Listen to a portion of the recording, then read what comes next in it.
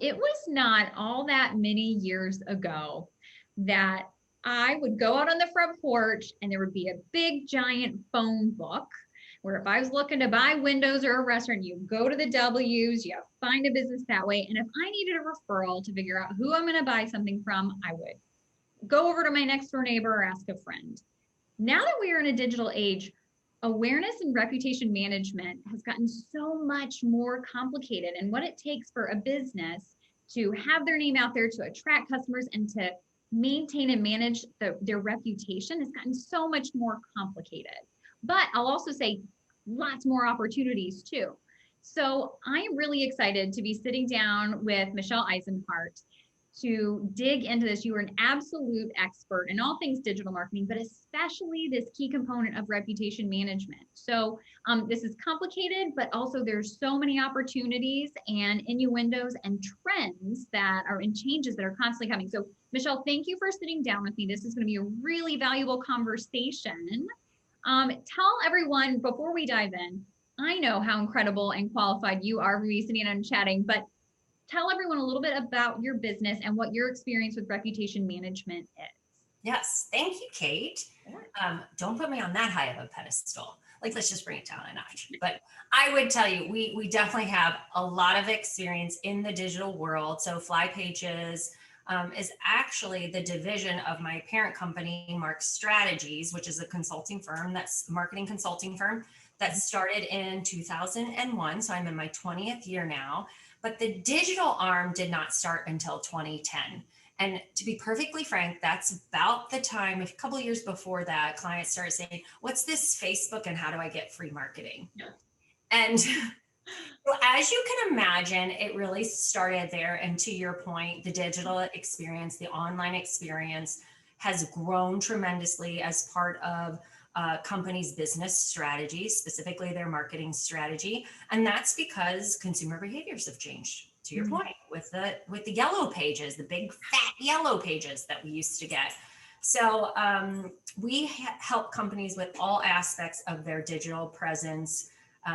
In some key areas, it's become such a complex world, even for professional marketers nowadays, that we bring in partners who are as nerdy and love, certain aspects about Google and search as we do about social and email and reputation management. So it's that complex nowadays. So I say that to tell everybody that's watching, if you feel overwhelmed, well, join the club because it moves really fast. I can attest that is very reassuring because it feels sometimes like I hear a trend, I hear something we ought to be doing. And so here at Rise, for example, we'll get our team, we need to start doing X, Y, and Z. We open an account here and there and you start doing it. And then all of a sudden you hear about something new. And it's like, you just started doing that. Oh no, actually you need to do that 10 times a day. Oh no, actually you need to do that 100 times a day. And then it's like, oh my gosh, keeping up with all of it is really hard. So it's misery loves company. I don't know. It's great to know that even you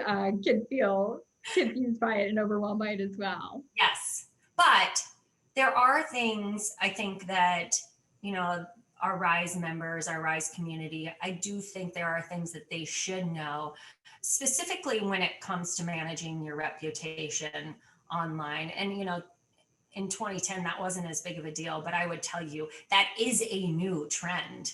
I shouldn't say new. It's a growing trend. It's a trend that grows in importance in the digital space because as consumers, we are bombarded by a lot of information. We go to the internet to find most of our information. We don't go to our neighbor. So understanding your brand reputation online is really important when it comes to your business, whether you are B2B or you are B2C, and they are two different complex worlds. B2C obviously being a little more complex because you're reaching masses that way.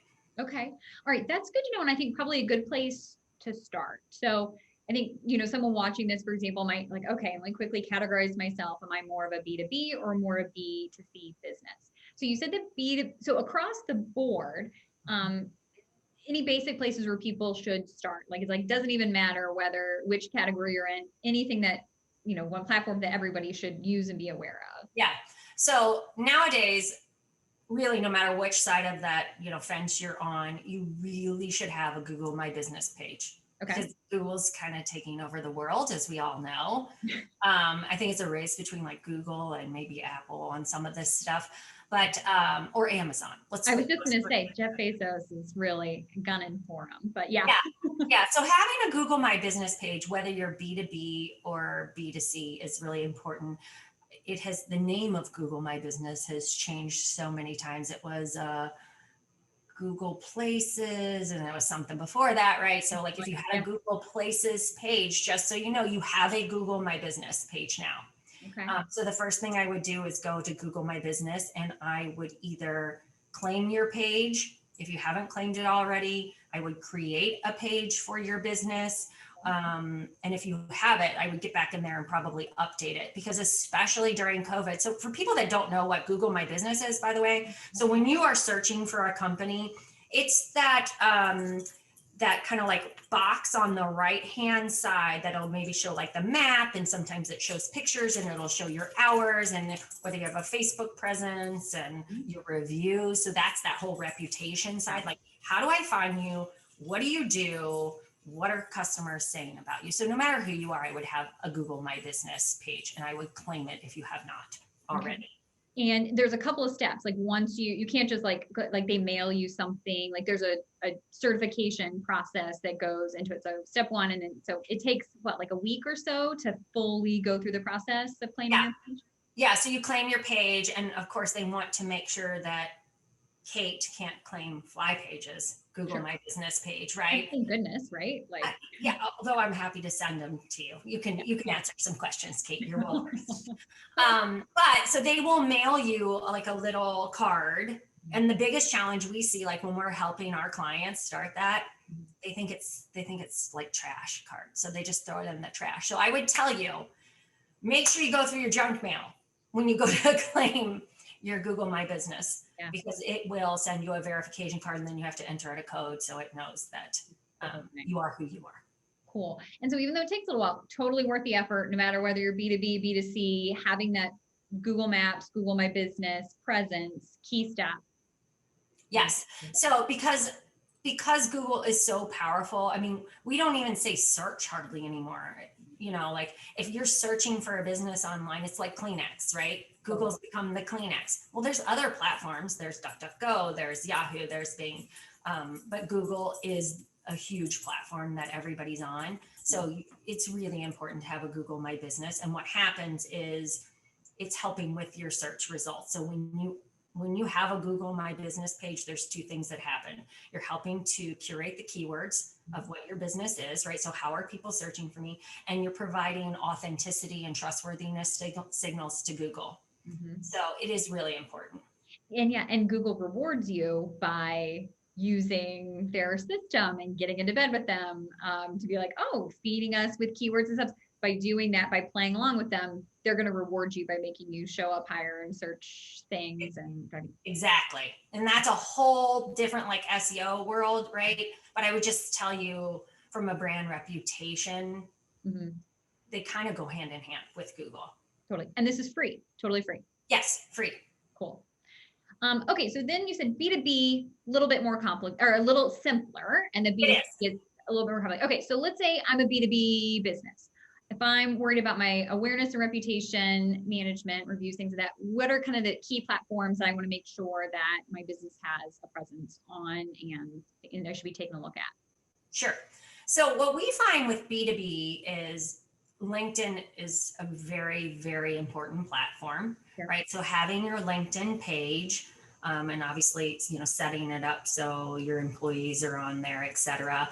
But one of the great things about LinkedIn too is that you can essentially ask for reviews, right, from your customers.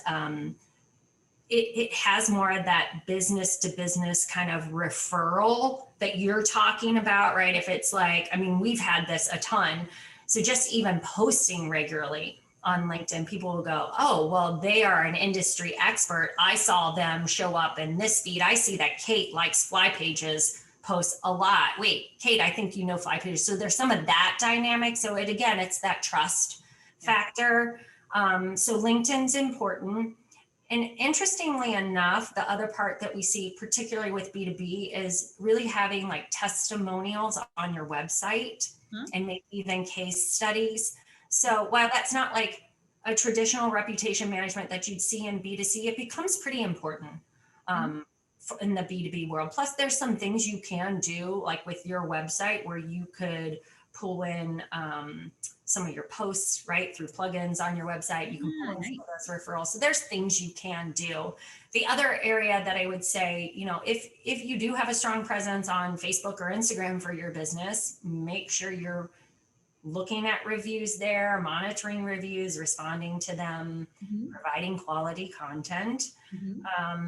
And then last but certainly not least, is probably something that not everybody would think about, but places like Glassdoor, so the career sites. Sure. Because what a lot of people will do, especially in that professional world, if they're looking to work with a company, maybe as a vendor, for example, maybe you're wanting to hire a vendor for your business, and they're like, well, let me see what their employees are saying about working for them, because that often speaks volumes. So that's a side that not everybody thinks about. So you pay attention to those sites as well. Interesting. I never even thought about that. Yeah, like if you're in a B2B business, that a potential customer of yours might be checking Glassdoor. They're not looking to work for you, but they're looking to work with you, and they want to hear from your former or current employees about what that's like. That's really interesting. And so Glassdoor is, yeah, just for anyone who doesn't know, is a site where people can go on, current or former employees, and rate, it's like rate the company, rate the CEO, and talk about, I've even seen too, where if anyone is job seeking, they can enter the questions that they were interviewed, like if they had a job interview, what questions they were asked, and then whether they got the job offer or not. So anyway, it almost feels like, I can't believe you're allowed to, that the site can exist, but that's really interesting to know and be aware of the potential B2B customers. I never thought about that, would be checking that out. And then the only other area that I would say, every industry is unique, but if you're a B2B customer where maybe there is an association or some other platform that's rating your industry, I'm sure you know who they are, right?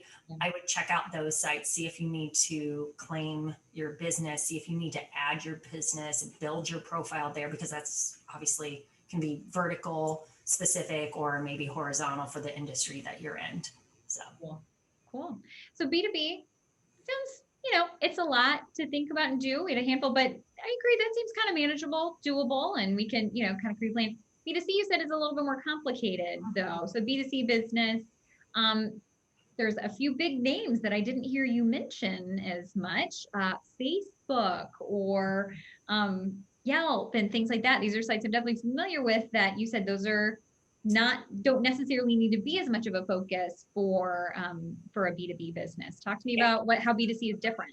So B2C, again, I would go back to Google. So make sure, and again, because that's such a newer trend, having those Google reviews, staying on top of Google reviews is important. Facebook, Instagram, especially Facebook, we see a lot of reviews and a lot of comments on there.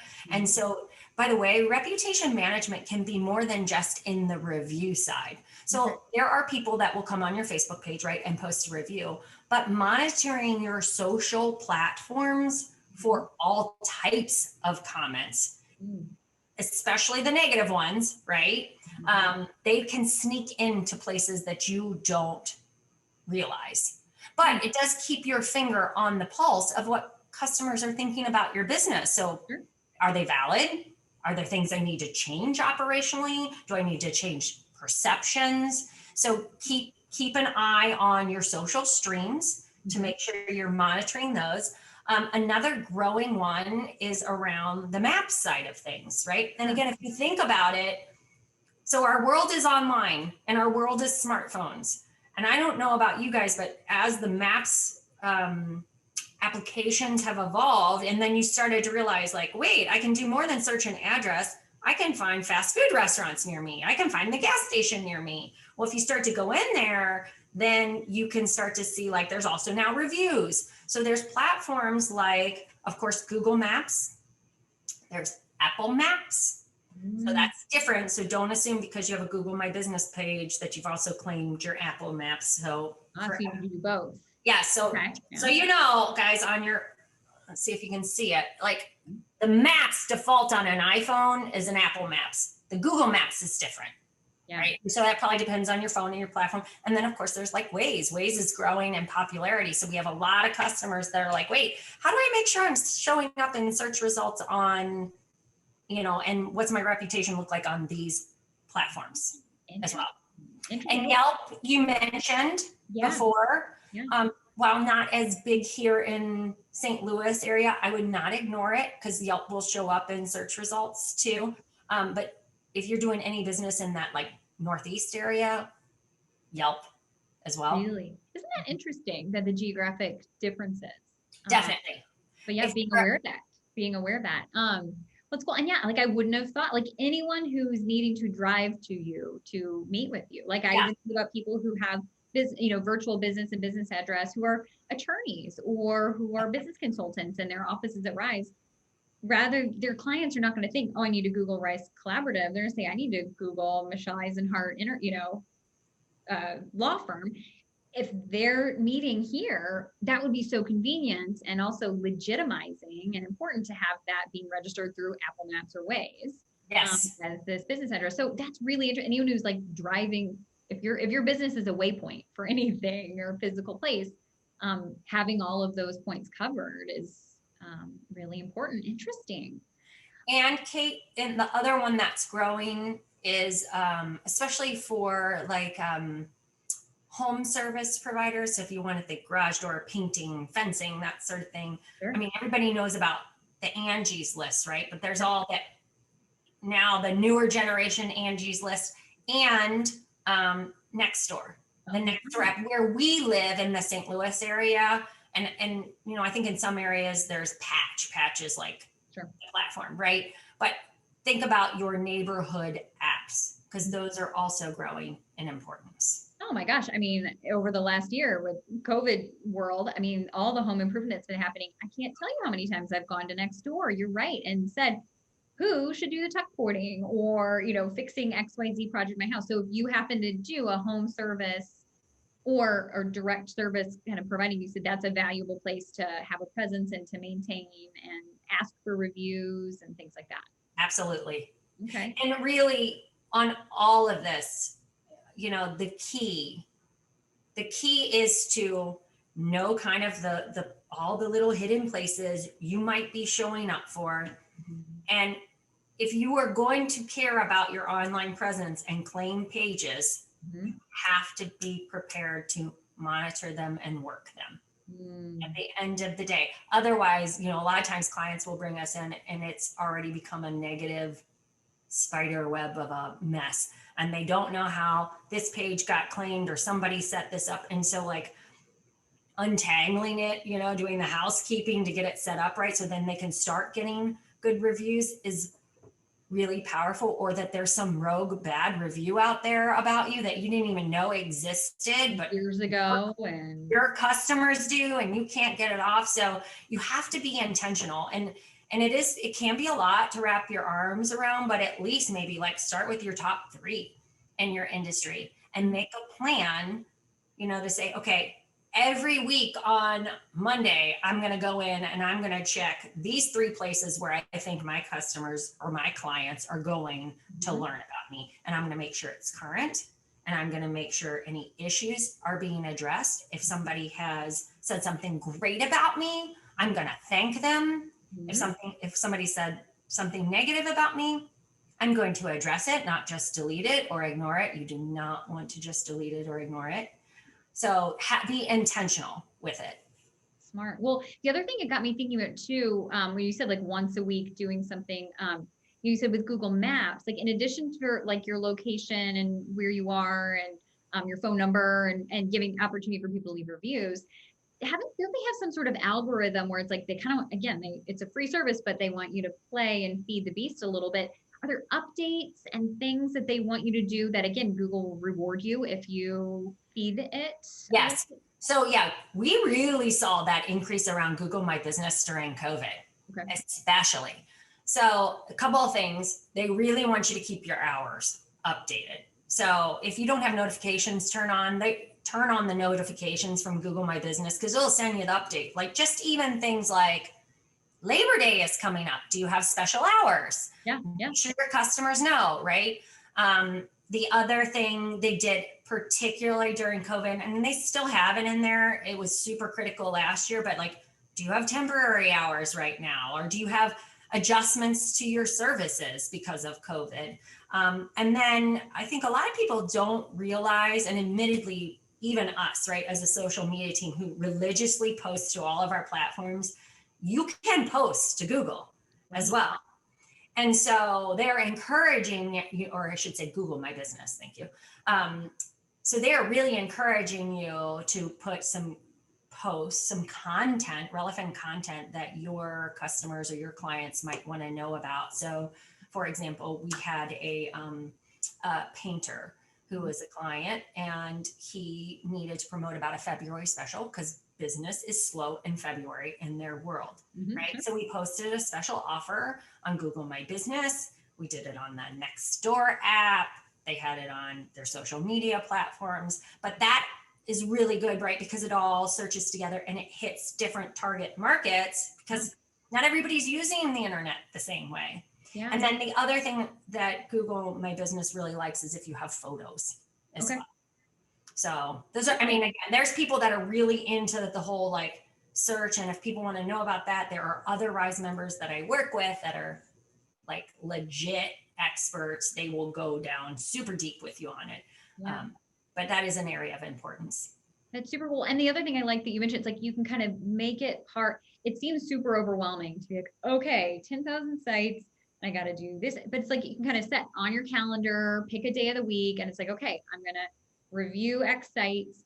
And it's also nice to hear you say, like, for that painter, and anyone could do this, that's like, okay, we've got this post. I'm going to post on Instagram and Facebook on this day anyway. You can post, are you saying that you can post the same offer or the same message or the same kind of update on Google My Business too? Absolutely. Cool. Absolutely.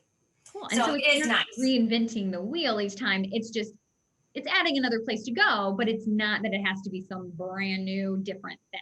Exactly. Cool. So, and you know, usually what we do is we'll have a content calendar every month about what content are we putting out there that's meaningful. And then maybe we take some of it and post it on this platform, some on the others. And then this is what we're going to post on Google, because they really like you to have like one a week in the perfect world. Yeah. Right. Okay. And then they'll notify you, say, hey, you haven't, like, it's running out. Again, that notifications is important because some of that is they're trying to teach you how to use Google My Business, right? Or their latest changes. Yeah, I don't usually love my inbox being filled up, but if it's with helpful things that are going to remind me of something that I wouldn't have thought of, that's a good thing. It is.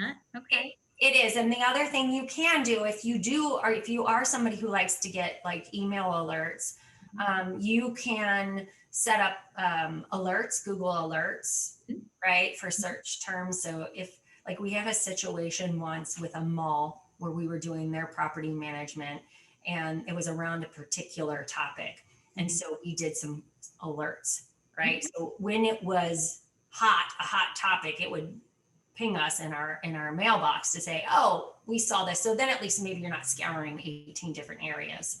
The other thing that you can do that exist, and there are quite a few of them, is there are third-party platforms that will help you with the monitoring of all the reviews, help you get more reviews, get some good reviews, right? Yeah. Well, that's something I wanted to talk more about. You know, we've talked about like the rogue negative event. Like we've all heard that, you know, it's your least happy customer who's going to reach out and write some scathing, horrible thing, right? And every time I see a really scathing, horrible review out there, I'm like, okay, well, this is the really angry. And I wonder sometimes about what's going on with that person. But as you said, opportunity to learn as a business owner, something happened and you should always reply to it and have some sort of response. It's an opportunity for others to tell your side of the story without being defensive, but give a little bit more context perhaps and show that you are a reasonable person. Yep. But even better is if you're filled with all of these positive reviews and positive referrals. Where do those come from? How do I get more people glowing about how amazing me and my business are? Sure. Basically one word, ask. Yeah.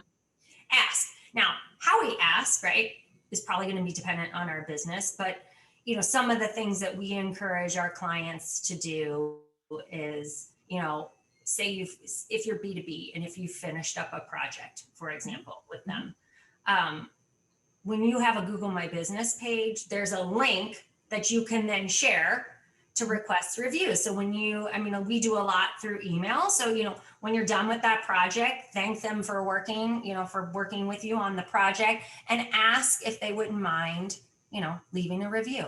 You would be amazed how many people would do it if you just ask. The reality is most of us are moving 1,000 miles an hour and forget to ask, right? Yeah. Or we don't think like, I don't want to toot my own horn. Well, we need other people tooting our horns online, right? Sure. The other thing you can do, if you do like a monthly email blast or newsletter regularly, we'll say, hey, don't forget to throw in there, ask for like a little link that asks for the review to your preferred site, whether it be LinkedIn or Google or TripAdvisor, whatever, OpenTable, whatever your industry happens to be, post about it online, on your social media platforms. Everybody's always looking for content. Like, what do I write about this month?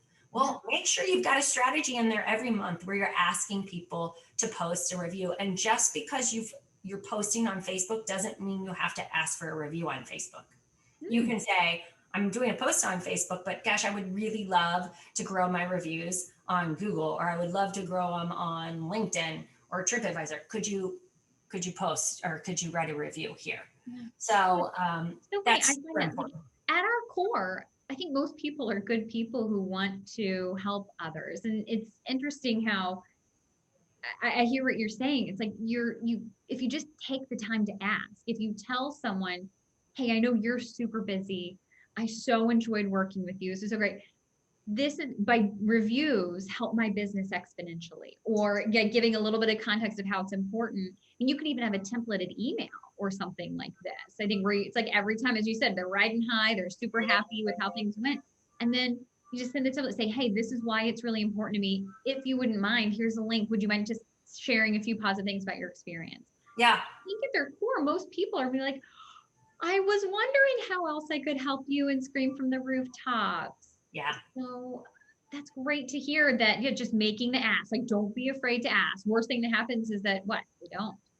The other thing I have done before, again, when I'm being intentional about it, and I mean, sometimes we are the cobbler's kids so bad over here, but I could say, oh my gosh, Kate, would you mind writing a review on FlyPage's Google My Business page?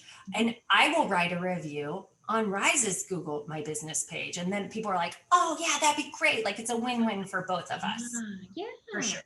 That's nice too. Mm-hmm. Yeah, again, the last thing I would think about, like if you're somebody who invoices frequently a lot of different clients for different projects, sometimes you can even just put it in your invoice link. Like, thank you for your business. Here's your invoice. If you were pleased with our services, we would really appreciate it if you would go to this page and write us a review. Sometimes it's that simple as part of your invoicing. Yeah, well, and I love that. Working smarter, not harder. Doesn't mean you have to handwrite a whole thing every time. But it can really, really pay dividends, it sounds like, too. Yes. Wow. Well, it's true. This is a big job. I mean, monitoring, staying on top of it, being engaged, being involved, it's a lot of work. But at the end of the day, I'm also hearing you say there's tons of benefits, tons of opportunities to it. So I'm excited. I now have my mind is spinning with all these new different things we should be doing. And I hope that our viewers do as well. If anyone has follow-up questions, want to learn more, or they're like, okay, my brain is spinning too much. Michelle, help me. What would be best way for people to connect and ask you questions, connect with you on Rise Digital, shoot you an email? What would be the best way?